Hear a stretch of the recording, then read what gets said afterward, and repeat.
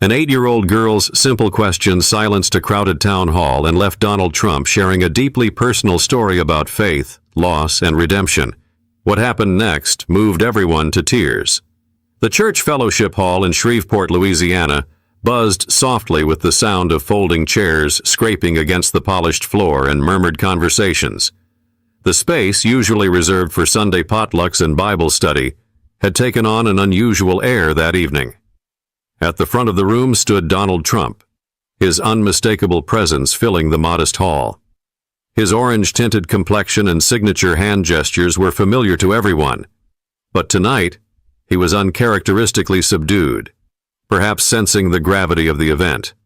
The audience was a mix of families, retirees, and local residents curious to hear what he had to say. But among the crowd, there was one figure who seemed out of place, not because of her size, but because of her quiet intensity. 8-year-old Lily, dressed in her best Sunday dress, clutched an old leather-bound Bible to her chest.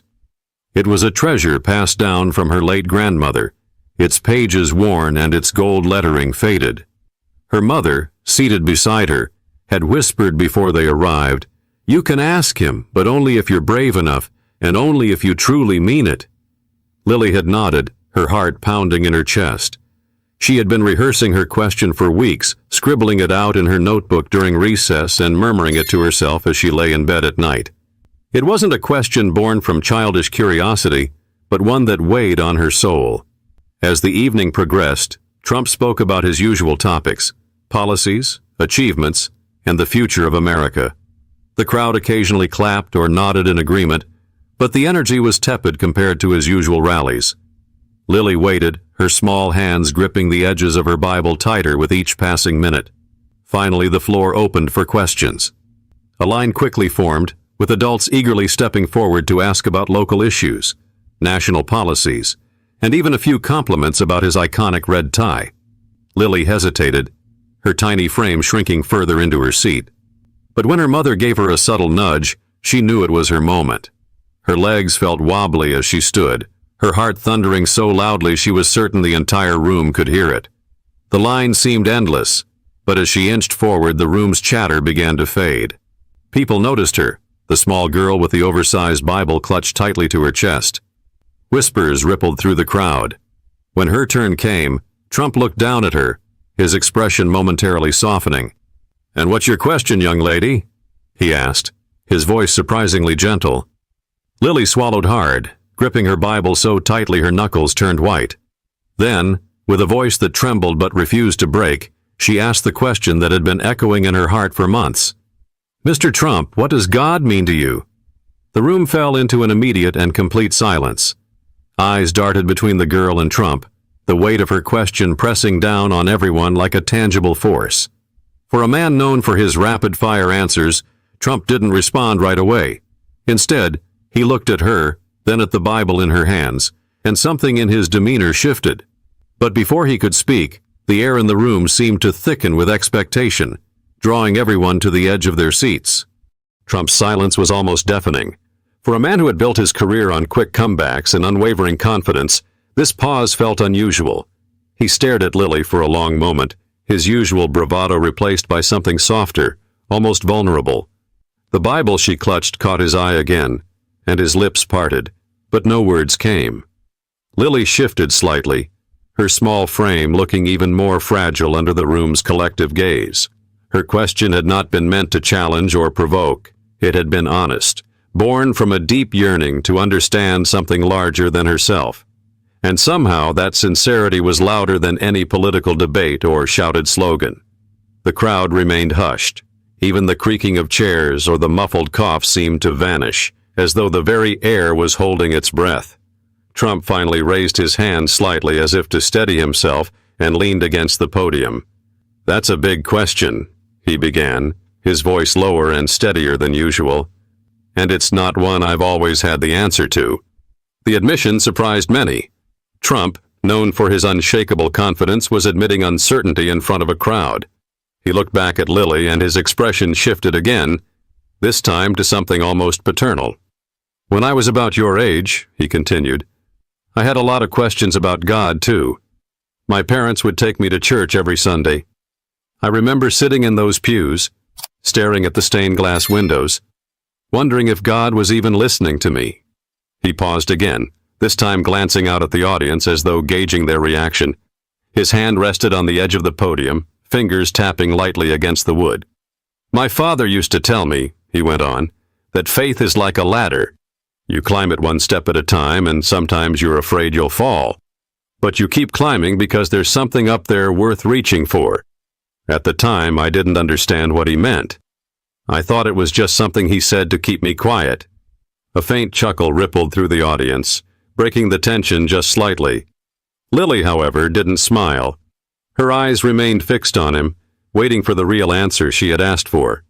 Trump leaned forward slightly, his tone softening even more. But as I got older, life threw a lot of challenges my way. I faced losses, failures, and moments where I wasn't sure if I could keep going. In those times, I didn't always feel like God was with me. Sometimes I was angry at him. Other times I thought maybe he'd given up on me altogether. The room remained captivated. It wasn't the usual polished rhetoric or rehearsed lines they were used to hearing. This was something raw, something real. But I'll tell you this, Trump said, his voice firming up slightly. Even in my worst moments when I thought I was alone, I realized that faith wasn't about always having the answers. It's about believing that, even when you don't see the whole picture, there's a purpose. There's something greater at work. He glanced back at Lily, whose grip on the Bible had loosened slightly. Her wide eyes glistened under the fluorescent lights. And God, to me, he said slowly, is that purpose. He's the reminder that even when we fall, even when we fail, we're not done. He's the one who keeps telling us to climb the ladder, even when it feels like it's going to break. But before the weight of his words could fully sink in, Lily's eyes welled up with tears, and the crowd began murmuring softly, sensing that something extraordinary was unfolding. Lily's tears came quietly at first, a single drop sliding down her cheek as she clutched her grandmother's Bible tighter against her chest. But then, as Trump's words lingered in the air, her shoulders began to tremble. The crowd noticed, their whispers growing louder, yet no one dared interrupt the moment. Her mother leaned over, instinctively placing a comforting hand on her back. "It's okay, sweetheart," she whispered softly, but Lily shook her head. This wasn't sadness, it was something far deeper. Trump had spoken words she hadn't known she needed to hear, and in doing so he had touched a part of her young heart she had long guarded. Trump seemed to notice her reaction and took a step away from the podium, his face uncharacteristically subdued. "What's your name?" he asked gently. Lily, she stammered, her voice barely above a whisper. "That's a beautiful name," he said with a faint smile. "You know, Lily, sometimes the simplest questions are the hardest ones to answer. And sometimes those questions remind us of what really matters." Lily nodded, her tear-filled eyes never leaving his. "My grandma used to say that too," she said softly. "She said God is always listening, even when you don't hear him." Trump's expression flickered with something unspoken, a mix of admiration and understanding. He took a deep breath, turning his attention back to the crowd. "You know, this little girl just asked a question that most adults are too afraid to ask. What does God mean to us? It's not an easy question because it makes us look inward. It makes us face our fears, our doubts, and our flaws." The room was utterly still, the weight of his words pressing down on everyone. For a moment it felt as though Lily wasn't just a little girl with a Bible. She was a symbol of something much bigger. Her courage had shifted the tone of the entire evening, transforming it from a routine town hall into a deeply personal reflection on faith and humanity. Trump continued, his voice steady but softer than before. "We live in a world where we're always looking for answers outside of ourselves. We think power, success, or money will fill the gaps, but they don't. The real answers are the ones that make us uncomfortable, the ones that make us ask, what do I stand for? What do I believe in? And who am I when no one else is looking?" He paused, his gaze returning to Lily. "Thank you for reminding me of that, Lily. You're wiser than most adults I know." The crowd erupted into soft applause, but Lily didn't seem to notice. Her tears had stopped, replaced by a look of quiet pride. She wiped her cheeks with the sleeve of her dress and looked up at her mother, who smiled back at her with glistening eyes of her own. But as the applause subsided, Trump's tone shifted once more, hinting that this conversation was far from over and that the room was about to be pulled even deeper into his story. The room grew quieter still, as though the air itself was waiting for Trump's next words. He shifted slightly at the podium, his eyes scanning the crowd before resting back on Lily. There was a heaviness in his expression, a weight that seemed to come from somewhere deeper than politics or public life. "When I was a young man," Trump began, his voice softer now, "there was a time I thought I had it all figured out. I had ambition, plans, and the drive to succeed. But there was one moment in my life, just one, that made me realize how little control I actually had." He paused, letting the words sink in. The crowd leaned forward, their curiosity palpable. Trump rarely opened a window into his personal life, and now it seemed he was about to. "My brother, Fred," he continued. "He was one of the kindest, most genuine people I've ever known. He had a light about him, a goodness that I couldn't quite understand at the time. But Fred struggled. He had his demons, and no matter how much my family and I tried to help him, it wasn't enough." Trump's voice faltered for a brief moment, and he cleared his throat. "When he passed away, I was angry. Angry at him, angry at myself, and angry at God. I couldn't understand why someone so good, someone with so much potential, had to leave this world so soon." Lily's gaze remained fixed on him, her young face etched with an expression far too wise for her age. Around the room, others looked equally captivated, their expressions a mix of empathy and intrigue. "For a long time after that," Trump continued, "I turned away from God. I thought, if he was real, why would he let that happen? Why would he take someone like Fred and leave me behind?" He exhaled deeply, his hand gripping the edge of the podium. "But then something changed. I don't know if it was a dream or just a memory, but one night I saw Fred's face in my mind. He was smiling, this big goofy smile he used to have, and I heard him say, 'Don't be angry, Don. You've got work to do.'" The crowd was silent, the weight of his words pressing on them like a physical presence. Even the faint sound of cars passing outside seemed to vanish, leaving only Trump's voice and the collective beating of hearts.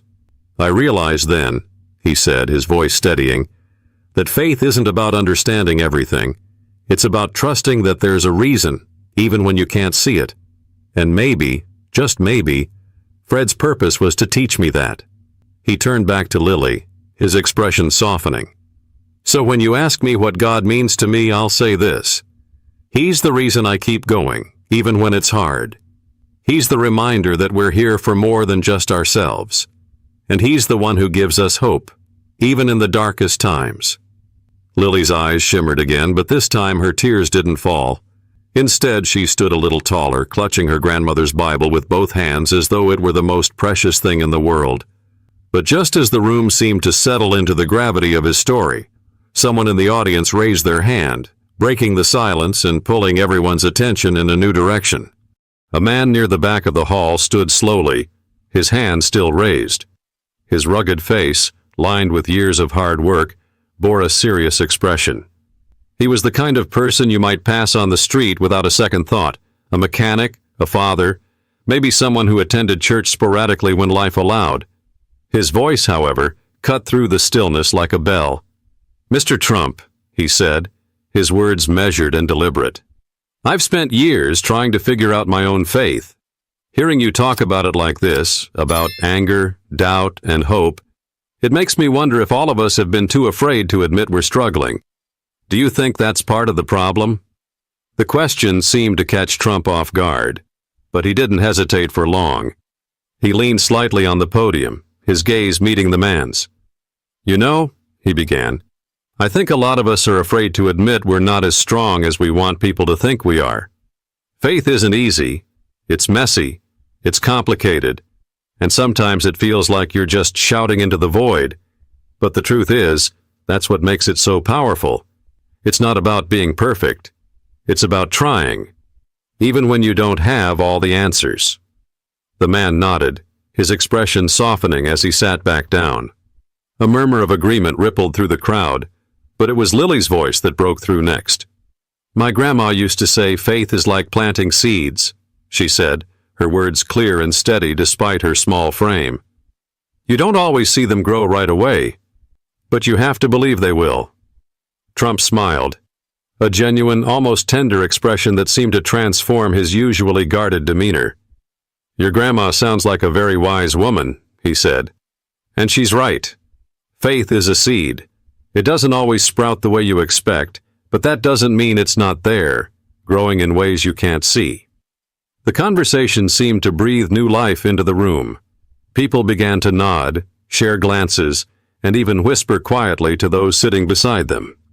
What had started as a structured town hall had shifted into something far more personal, a shared reflection on life's challenges, doubts, and moments of grace.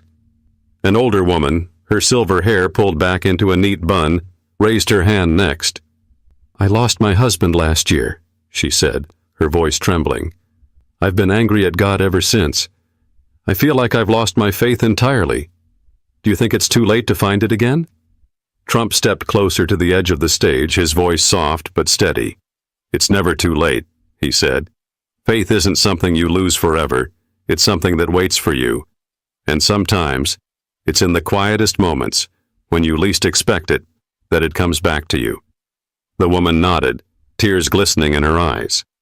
Around the room, others looked equally moved, some dabbing at their faces with tissues, others simply sitting in reflective silence.